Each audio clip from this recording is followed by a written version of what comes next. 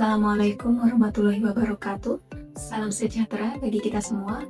Om Swastiastu, Namo Buddhaya, salam kebajikan. Perkenalkan, saya Nafista Sri Okta Ujiantari, dosen di Fakultas Farmasi Universitas Gadjah Mada. Video pembelajaran ini saya buat sebagai bagian dari pernyataan diri dosen dalam unjuk kerja Tridharma Perguruan Tinggi, khususnya untuk unsur pengajaran dalam rangka mengikuti sertifikasi dosen tahun 2026. Pada kesempatan ini, saya akan menyampaikan mata kuliah Kimia Informatika dan Pemodelan Molekuler dengan bobot 2 SKS yang merupakan mata kuliah pendukung disertasi pada program studi doktor ilmu farmasi. Secara singkat, mata kuliah ini membicarakan pengembangan teknik kimia informatika dan pemodelan molekuler dalam penemuan obat dengan memanfaatkan database cheminformatik dan bioinformatik, serta prinsip dan penerapan teknik pemodelan molekuler dalam Computer-Aided Drug Design atau CADD.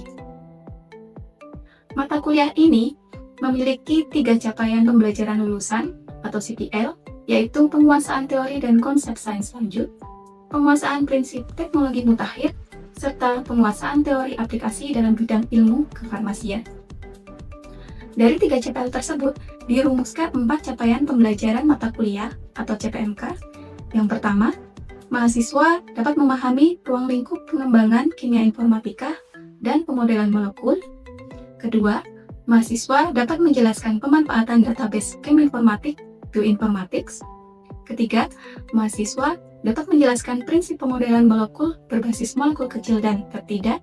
Dan yang terakhir, mahasiswa dapat menjelaskan teknik pemodelan molekul dalam CADD. Mata kuliah ini juga terintegrasi dengan penelitian dari tim pengampu. Beberapa di antaranya meliputi studi in silico farmakokinetik analog kurkumin, penapisan virtual berbasis farmakofor untuk agonis reseptor beta-3 adrenergic. Selain penelitian, mata kuliah ini juga terintegrasi dengan kegiatan pengabdian kepada masyarakat, yaitu pengenalan aplikasi digital untuk guru SMA bidang kimia sebagai bentuk diseminasi keilmuan kepada masyarakat pendidikan menengah. Dari sisi metode, pembelajaran dilaksanakan melalui 3 pendekatan. Yang pertama, tutorial, di mana mahasiswa mendengarkan penjelasan dosen sekaligus praktek langsung menggunakan software, web server, dan database. Yang kedua, diskusi tanya-jawab. Dan yang terakhir, pembelajaran berbasis proyek dalam bentuk team-based project, di mana mahasiswa menyelesaikan tugas secara berkelompok dan mempresentasikan hasilnya.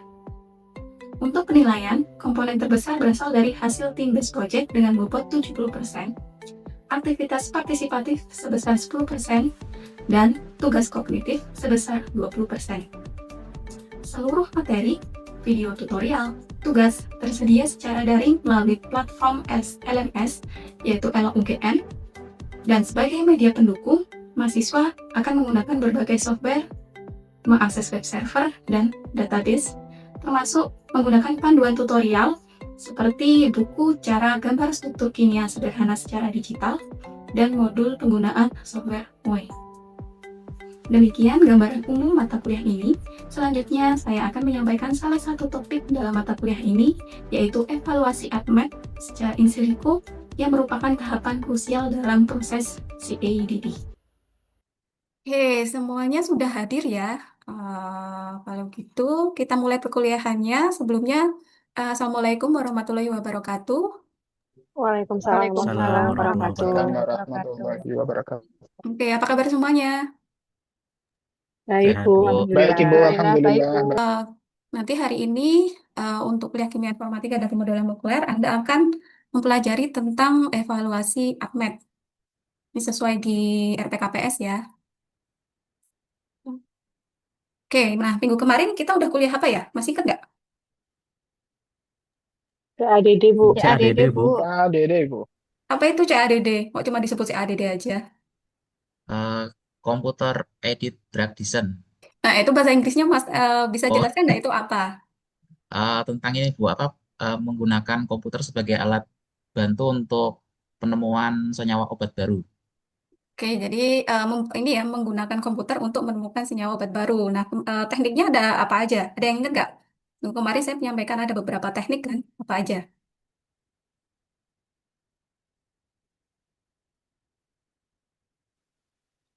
dapat dibagi menjadi dua, Bu. Ada yang ligand base, ada yang struktur base. Oke, Yang tadi kayak ada kayak terus. farmakopon, adme, terus ada juga mobile talking, mobile dynamic.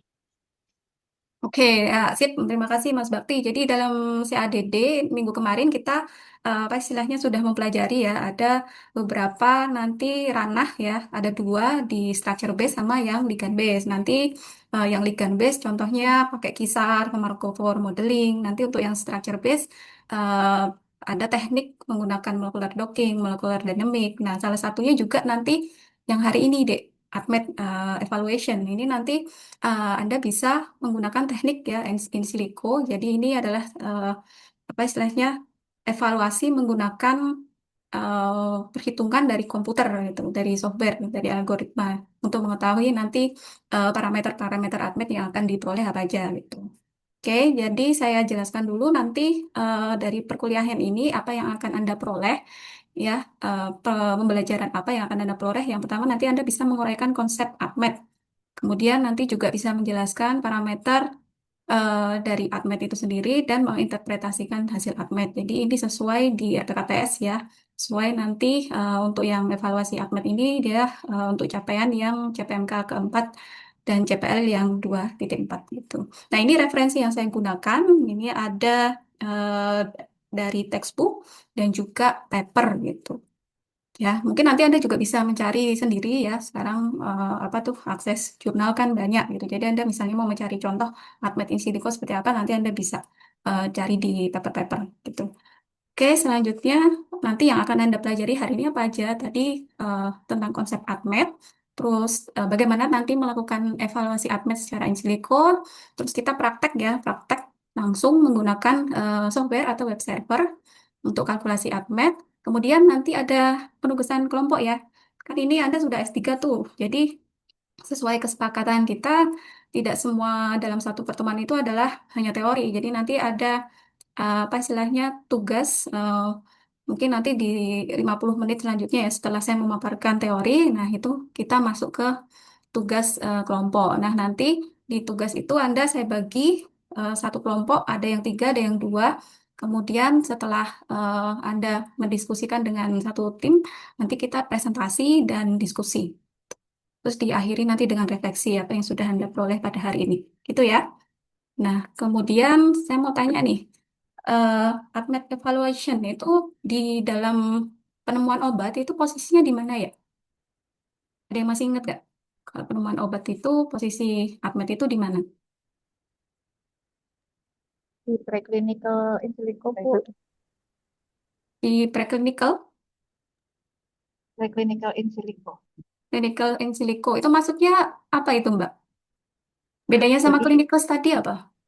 kalau in silico berarti kan kita menggunakan bantuan komputer gitu nih, Bu. Kalau preclinical ini berarti kan kita mencoba suatu obat atau senyawa obat dengan melihat itu di preclinical menggunakan melihat absorpsi, distribusi, metabolisme, ekskresi dan toksikologinya berdasarkan database yang sudah ada.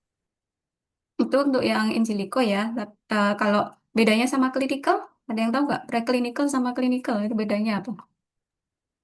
Kalau klinikal berarti menggunakan ibu langsung ke manusia untuk mencoba senyawa barunya atau obat baru. Oke, ya, terima kasih ya Mbak Titik. Jadi, ADMET itu nanti prosesnya ada di bagian ini ya, preclinical study. Jadi, biasanya dalam penemuan obat itu dimulai dengan proses ini dulu, drug discovery atau target identification. Ada yang bilang itu lead optimization, lead identification gitu ya. Intinya udah mendapatkan senyawa. Nah, di situ nanti dari senyawa yang sudah diketahui aktif secara biologis itu nanti akan maju ke tahapan preclinical study. Sebelum masuk clinical study ya, tadi sudah disampaikan Mbak Titik bahwa clinical study itu di, di apa itu diuji efeknya ke manusia, tapi kita nggak mungkin langsung ya menguji ke efeknya ke manusia. Jadi makanya ada tahap preclinical study yang ini nanti bisa memakan waktu sampai 2 tahun gitu ya, tergantung dari obatnya gitu yang akan dicek apa. Nah, proses ini sangat lama, makanya tadi Mbak Titik menyampaikan ADMET evaluation itu katanya sekarang sudah bisa diuji secara in silico. Jadi di tahapan ini ya, tahapan kalau kemarin Anda ingat minggu lalu kan saya menyampaikan ini ya, computer aided drug design itu berperannya di mana gitu. Jadi tidak di semua tahap ya, karena untuk tahap uji aktivitasnya, klinikalnya tetap ada gitu. Jadi tetap menggunakan hewan uji ada, tapi mungkin dikurangi. Terus penggunaan apa itu clinical study ke manusia tetap. Dari tadi kita ngomongin ACMED ya. Ada yang masih ingat nggak ACMED itu apa? Dulu, ayo, Anda kan udah S3 nih. Sebagian dari Anda kan dosen juga. Ada yang masih ingat Absorpsi, ACMED? distribusi, metabolisme, ekspresi, toksitas. Oke, bisa sedikit ngasih gambaran, Mbak Sari ya? Apa maksudnya proses itu tadi apa aja gitu? Ini. Kalau absorpsi kan berarti obat diabsorpsi dalam tubuh itu, kemudian distribusi itu obat didistribusikan, kemudian metabolisme itu obat di metabolisme, baik di hati maupun di ginjal, kemudian diekspresi pun dari T itu toksikologi itu melihat aspek toksisitasnya seperti itu, Bu. Oke, jadi terima kasih ya Mbak Sari tadi sudah menyampaikan terkait ada ACMED. Jadi ada 5 tahapan di sini ya. Sebenarnya ini menggambarkan nasib obat di dalam tubuh gitu. Obat itu di dalam tubuh mengalami kejadian apa aja gitu. Dari mulai diminum sampai nanti dikeluarkan gitu. Jadi ini eh, cara apa istilahnya mempelajarinya itu nasib obat itu dengan ACMED ini tadi yang sudah disampaikan. Nah, dalam ACMED itu nanti akan ada beberapa parameter yang akan kita istilahnya lihat bahwa oh ini senyawa ini berbahaya atau senyawa ini bagus untuk dikembangkan jadi obat. Masih ingat ya? Kalau di absorpsi biasanya nanti parameter yang dilihat apa aja? Ada yang ingat nggak? Di slide juga ada itu. Yang paling krusial apa? Rule of five bukan ya? Absorpsi.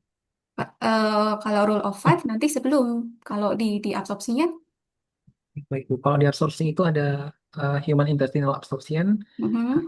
terus kemampuan untuk berinteraksi dengan P-glycoprotein, dan permeabilitas usus dari parameter CaCO2 permeability.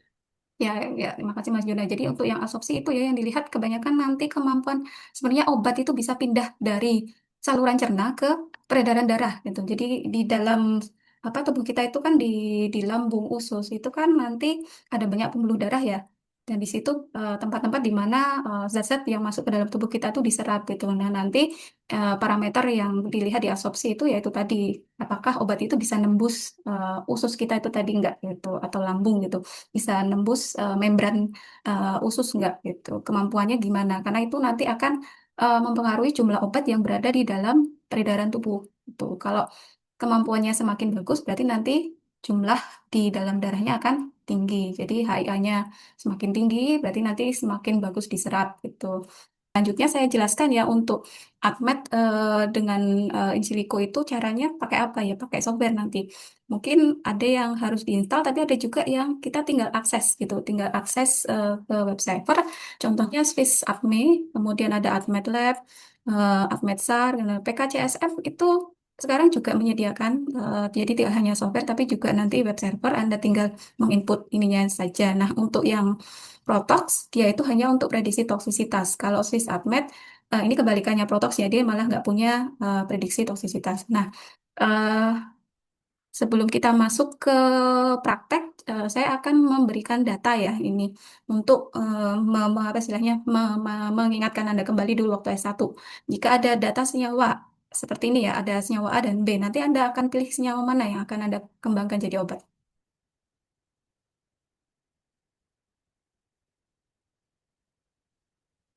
Senyawa A atau senyawa B? Saya izin menjawab ya, Bu. Saya coba menjawab. Mm-mm.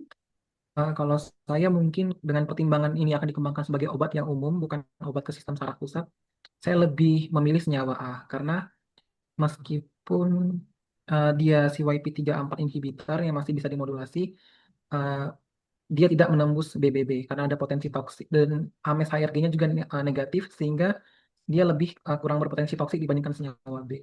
Mohon maaf Oke. kalau saya.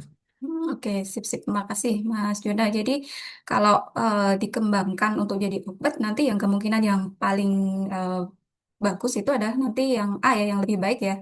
Dalam artian, dia cuma catatannya adalah CYP3A4 inhibitor. Ya, dia memang menghambat enzim CYP, tapi kalau penggunaan senyawa A ini tidak dengan senyawa lain ya, dalam nanti prakteknya, itu kan aman ya. Tapi kalau nanti dengan senyawa lain atau obat lain, ini yang jadi perhatian. Karena tadi sudah saya sampaikan ya, kalau ada senyawa yang dia menghambat enzim pemetabolisme, nanti dia akan mengalami interaksi obat nanti dengan obat lain gitu. Oke, gitu. Nah, mungkin kita langsung ini ya praktek menggunakan Swiss Army ya. Jadi silahkan semuanya buka browser.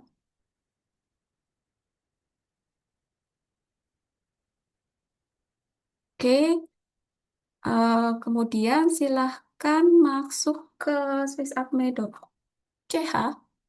Di Google aja gak apa-apa, bisa. Sudah semua atau belum? Ini kalau saya kecepatan tolong bilang ya. Sama nanti tolong buka juga di tab satunya itu ke database PubChem. Oke, di sini akan saya jelaskan secara singkat. Ini screen saya sudah pindah ke SwissAdme ya? Sudah ya? Sudah, Sudah, Bu. Bu. Sudah. Sudah. Oke, sip. Nah, di SwissAdme ini adalah apa istilahnya? Salah satu tool ya yang dimiliki oleh dari Swiss Group. Jadi dia nggak cuma admin tapi ada juga buat nanti docking terus apa ini di atasnya nanti Anda bisa cek sendiri kalau Anda tertarik. Dan ini free deh. Jadi aksesnya gratis gitu, yang nggak perlu bayar. Nah nanti Anda bisa lihat ada dua kotak di sini. Ini adalah tempat nanti untuk menginputkan ini senyawa kita gitu, senyawa yang Anda akan analisis ADMET-nya gitu. Nah nanti misalnya anda tidak tahu apa istilahnya smilesnya ya. Nanti yang kita pakai ini kan inputnya adalah smiles. Kalau misalnya nggak punya, nanti Anda bisa gambar sendiri ya. Gambar aja bebas. Kayak dulu Anda pakai Cendro gitu. Pernah kan ya main-main pakai Cendro sama Marvin gitu. Nah nanti kalau kalau misalnya ini ya kalau nggak punya smilesnya Anda bisa gambar di sini. Kalau misalnya Anda punya smilesnya, Anda tahu ada di database-nya apa, tinggal diambil aja dari sana. Misalnya saya mau ambil paracetamol gitu. Nah, nanti eh, copy aja smilesnya, ya. Lalu habis itu Anda pindah ke kotak di sini, paste, spasi, untuk memberi identitas ya, biar nanti eh, ada identitasnya ini senyawa apa tadi yang Anda running. Karena Anda bisa merunning sampai 10 senyawa sekaligus. Jadi tinggal dipaste aja semua smilesnya di sini, terus dikasih identitas gitu. Nah, kemudian kalau sudah ya, Anda ikuti kan ya, sambil ini ya, sambil praktek juga. Nah, itu diklik aja run. Nggak lama, cuma beberapa detik, kemudian muncul hasil dari kalkulasinya gitu. Nah, di bawahnya ini nanti akan ada muncul ya data. Kalau Anda klik yang paling atas ini ada show boiled egg ini jadi mirip kayak telur rebus ya, telur rebus. Kemudian ada penjelasan legend di sini. Nah, nanti Anda kalau misalnya pengen tahu lebih detail apa sih penjelasan ini, Anda bisa pergi ke help di sini. Nanti kalau ini help ini Anda klik, nah nanti akan muncul informasi tentang hasil dari output itu, nanti penjelasannya seperti apa gitu ada. Oke. Nah, ini nanti di bawah ya, nanti hasil yang pertama kayak yang telur rebus ini menandakan ini nama paracetamolnya ya. Sorry, ini senyawa posisi senyawa paracetamolnya dari sini di bagian kuning ya. Di bagian kuning ini artinya apa? Berarti dia BBB. Nanti ada kemampuan menembus sawar darah otak. Kemudian eh, dia apa istilahnya punya tanda merah di sini deh. Dia PGP minus gitu. PGP minus itu artinya di sini kalau untuk yang Swiss Army katanya dia bukan inhibitor gitu. Kalau nggak salah PGP. Ya, nanti bisa Anda cek di sini. Kemudian di bawahnya ada juga hasil ya. Di sini beberapa data itu terkait fisikokimianya, kemudian lipofolisitasnya, kelarutannya di air, terus farmakokinetiknya, terus drug likeness-nya, kemudian medicinal chemistry juga gitu. Nah, mungkin nanti Anda akan merasa apa istilahnya lebih jelas lagi kalau Anda langsung praktek gitu. Jadi sekarang kita balik ke slide dulu. Eh, sudah balik ke PPT ya posisinya ya. Nah ini Anda bisa lihat sekarang ada empat empat ini ya, empat kolom itu artinya kelompok 1, 2, 3, 4. Nah itu sudah saya bagi. Ini nanti saya minta Anda untuk diskusi. Saya ini dulu breakout roomnya dulu. Nah ini sudah saya bagi ada 4 kamar ya. Silahkan memasuki roomnya masing-masing sesuai pembagian. Ini sudah saya eh, Coba saya ini dulu, apa istilahnya, perlihatkan lagi pembagian kelompoknya dan senyawanya yang Anda harus cek. Jadi di sini nanti satu kelompok ada 2 senyawa yang dianalisis. Nanti saya minta Anda untuk mendiskusikan mana yang senyawa yang akan apa ya Anda sampaikan hasil update-nya itu lebih baik gitu ya. Nanti setelah Anda diskusi, nanti apa masing-masing kelompok akan presentasi dan kelompok yang presentasi nanti ditanya kelompok yang tidak presentasi. Gitu ya. Paham ya? Oke, silahkan masuk ke roomnya masing-masing. Yang sudah.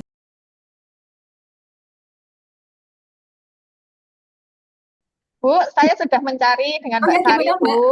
Oh, sudah mencari ini yang apa ini? Iya. Tadi di PubChem, Lalu, Solasodin sudah, terus sudah hmm, ketemu ini Bu, boil egg-nya. oh ya, terus, Kemudian, terus dari drug likeness-nya, Lipinski-nya yes, Hose-nya no, tapi yang lainnya yes, ada yang no. terus yang dipilih yang mana, Mbak? Nanti yang lebih baik yang mana? Nah, kalau yang Solamargi ini sudah dicari di PubChem-nya, cuma kan dia senyawanya besar. Nah, Pak Aswis Atma itu kan nggak mau, Bu, kalau yang Oh, strukturnya besar. Jadi dia nggak ya, ya. ikut, nggak bisa masuk di RAN tadi, terus dia gagal. Terus sisanya dia di Atma Lab 3 yang mau, Bu. Oke, nggak apa-apa, nggak apa-apa. Ini, Sip, sip, sip, sip. terus ini udah Boleh, muncul. boleh. Nggak apa-apa, nggak apa-apa. Cuma mau memilih yang mana belum bisa membandingkan karena tadi Swiss Atma sama Atma Lab nih saya masih agak membacanya masih mencoba-coba membaca. Oh, kalau gitu, eh, kita masuk ke sesi ini ya, presentasi dan diskusi. Saya persilakan untuk kelompok pertama. Silakan siapa ini perwakilannya akan presentasi. Nanti untuk kelompok 2, 3, dan 4 silakan bertanya ya atau mau ngasih komentar apa gitu. Saya izin share screen ya, Bu. Ya, boleh. Kita sekarang siap. Kita sudah kembali ke ruang utama. Oke, baik. Apakah suara saya cukup terdengar? Cukup, cukup, cukup. Baik. Selamat siang teman-teman semua dan Bu Okta. Berikut saya ingin mempresentasikan tentang hasil kerja kelompok kami, kelompok 1, ADMET screening senyawa PGV. Jadi seperti yang kita tahu, PGV ini adalah versi monoketon siklik 5 karbonil dari kurkumin. Kurkumin bentuk parent compounds, natural formnya diubah menjadi bentuk sintetik siklik 5, dan ada 2 analog PGV di sini yang kami pilih berdasarkan kasus yang diberikan oleh Bokta, yaitu senyawa B155 dan B143. B155 sendiri itulah PG0 dengan substituen yang sama persis, 1 metoksi dan 1 hidroksil, sementara B143 adalah senyawa yang sangat berbeda, yaitu kedua substituen tersebut diganti dengan substituen halogen, yaitu Cl dan F. Berdasarkan hasil ADMET screening yang kami lakukan dengan server ADMELab, diperoleh hasil seperti berikut. Terlihat bahwa topologi ADMET radarnya mirip antara kurkumin dan PGV0. Ini menandakan bahwa karakteristik ADMET-nya cukup sama dari parent compounds-nya itu kurkumin ke PGV0. Sementara pada B143 muncul violation yaitu pada log P, yaitu koefisien partisi oktanol air, sehingga diprediksi bahwa B143 ini akan sangat berbeda dari segi kelarutan dalam air atau absorpsi dalam fase hidrofilik tubuh, seperti itu. Karena dia melewati threshold batas atasnya, seperti ini. Sementara itu dari karakter lain cukup mirip, dan karakter berikutnya yang paling berbeda adalah dari segi N hidrogen donor dan akseptor. Di bagian bawah, dari kurkumin ke PGV0 dia cukup mirip, tetapi pada B143 dia agak berbeda. Ini karena substituen halogen itu adalah EWG, electron withdrawal group yang sangat kuat. Jadi dia cenderung donor ketimbang akseptor, berbeda sama kurkumin dan PGV0. Sementara salah satu masalah yang ingin kita pecahkan dengan penemuan PGV0 itu adalah dari segi bioavailabilitas kurkumin yang sangat rendah. Dan parameternya justru menunjukkan bahwa tidak ada perbedaan yang signifikan dan justru turun baik pada PGV0 maupun B143. Dari tes tengah juga tidak terlalu berbeda signifikan. Dari kurkumin ke PGV0 justru turun. Dari 1 jam menjadi hanya 0,8 jam, sekitar 0,8 kali 6, berarti sekitar 48 menit. Dan B143 juga dia hanya di 1,0 sekian, berarti kurang lebih sama. Jadi bisa diprediksi bahwa tes tengahnya pun masih belum improve dari kurkumin versi naturalnya ke versi sintetiknya. Sehingga dapat disimpulkan bahwa kedua obat ini PGV0 dan B143 secara fisikokimia ADMET radarnya masih bisa drug likeness-nya PGV0 0 violation, B143 hanya 1 violation, tapi dari segi tujuan awal yaitu improve bioavailability diprediksi bahwa masih ditemukan masalah yang sama persis seperti kurkumin, yaitu dari segi bioavailabilitas di darah yang masih sangat rendah dan membutuhkan dosis berulang apabila diaplikasikan dalam rute administrasi oral kepada pasien. Kurang lebih demikian, terima kasih. Sekian presentasi dari kami. Kami persilahkan pertanyaan dari Boka dan teman-teman sekalian. Oke. Ada yang mau tanya? Mungkin? Jadi ini tadi kelompok 1 apa ya? Saya minta untuk kurkumin PGP0, kemudian malah ada ide ini ya, ide untuk melakukan ini ya, ngecek yang lainnya yang lebih baik ya, B143 ya. Benar, Oke. analog PGV juga, tapi Hmm. berbeda bentuk substituen. Masih PGV. Solubility-nya gimana tadi, Mas Jona? Solubilitasnya diprediksi di PGV0 dia masih sama, kurang lebih sama, karena topologi radarnya masih mirip dan masih mirip lah dengan parentnya, yaitu kurkumin. Sementara di B143 ada pergeseran ke arah lebih hidrofobik. Jadi dia diprediksi lebih mudah terakumulasi dalam hidrofobik tubuh, tapi juga jadi lebih sulit untuk larut dalam fase sistemik transportasi di tubuh. Oke, sebelum ini ya, sebelum kita tutup nanti, saya mau ada semacam kayak refleksi gitu dari Mas dan Mbak ini setelah mengetahui ADMET evaluation ini, terutama yang menggunakan ini untuk tugas akhir. Mungkin apa sih sebenarnya yang sudah apa istilahnya Anda peroleh dan nanti rencananya diterapkannya akan seperti apa gitu. Ada yang mau volunteer?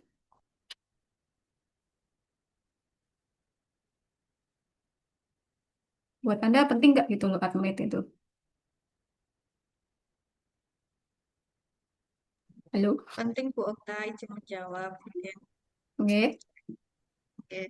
Kalau ADMET ini sangat penting, terutama bagi kita yang mau mencoba senyawa baru gitu ya, untuk melihat apa gambarannya, apakah memang nanti kalau senyawa kita itu apakah prospek untuk dikembangkan lebih lanjut atau tidak gitu. Karena memang tadi kan kalau untuk uji preklinik itu kan membutuhkan, apalagi klinik kan butuh waktu yang cukup lama gitu ya. Nah dengan Swiss ADMET tadi seperti yang sudah kita kerjakan berkelompok itu kita bisa tahu secara cepat prediksi obat kita itu atau senyawa obat kita itu seperti apa? Apakah memang memenuhi untuk asma ini? Apakah untuk dikembangkan atau tidak? Jadi memang bermanfaat untuk menentukan senyawa mana yang mungkin akan kita pilih untuk kita kembangkan lebih lanjut karena kita bisa tahu secara menghemat waktu gambaran dari senyawa kita. Oke, terima kasih Mbak Titi atas ini ya refleksinya ya untuk kuliah hari ini. Jadi nanti akan diterapkan di tugas akhir ya untuk yang Mbak Titi ya. Oke, Bu Okta, karena saya membandingkan dua senyawa, karena tadi saat kerja kelompok juga sudah kami diskusikan juga, jadi ada senyawa yang memang strukturnya kecil, ada yang strukturnya besar. Jadi struktur yang besar itu kan memang apa butuh perhatian lebih gitu ya, karena ada beberapa database atau web server itu yang tidak bisa apa mengcover terkait dengan struktur besar. Nah, tadi seperti yang sudah disampaikan Mas Jona juga, kalau misalnya struktur yang besar itu di Swiss Atma itu tidak bisa, hanya menggunakan Atma Lab yang 3.0 tadi Bu. Jadi memang sangat bermanfaat untuk tugas akhir. Oke, terima kasih. Sebelum saya apa istilahnya akhiri perkuliahan ini, mohon untuk mengisi kuesioner dengan cara scan barcode ya di menti.com. Silahkan. Ya, jadi jika ada misalnya masukan dan kritik yang mungkin tidak bisa disampaikan pada hari ini, bisa Anda sampaikan di kuesioner tersebut gitu. Oke, kalau sudah saya tutup ya. Terima kasih atas perhatiannya. Sampai jumpa minggu depan. Apalagi ya. Mohon maaf ya jika ada salah kata. Wassalamualaikum warahmatullahi wabarakatuh. Waalaikumsalam warahmatullahi Terima kasih, wabarakatuh. Bu. Terima kasih Bu Terima Okta, kasih, Bu Okta. terima kasih Bu. Ya, sama-sama. Terima kasih, Sampai Bu. minggu depan. Demikian video pembelajaran dari saya. Terima kasih atas perhatiannya. Wassalamualaikum warahmatullahi wabarakatuh.